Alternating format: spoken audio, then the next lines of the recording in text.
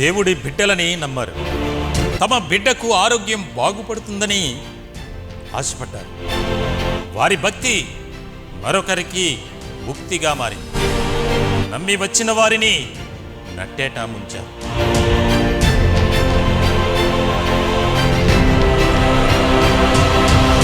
దేవుడు తనతో డైరెక్ట్గా మాట్లాడతారని నమ్మిస్తారు.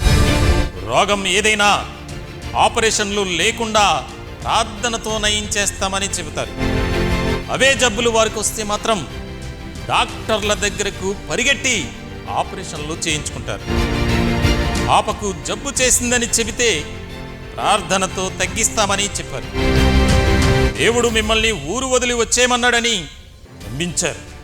వచ్చిన భక్తులతో వెట్టి చాకిరీ చేయించుకున్నారు.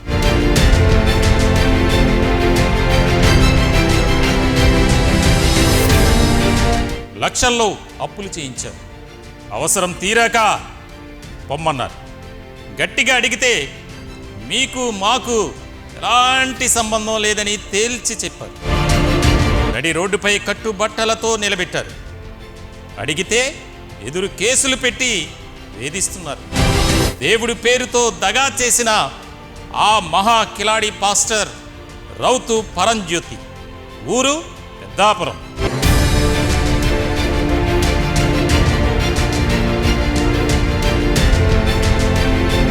దైవ ముసుగులో ఒక కుటుంబాన్ని నిలువు దోపిడీ చేసిన భాగోతం గురించి, భక్తి ముసుగులో దగా, బాధితులతో ఎక్స్క్లూజివ్ ఇంటర్వ్యూ మీ నెంబర్ 1 న్యూస్ త్వరలో.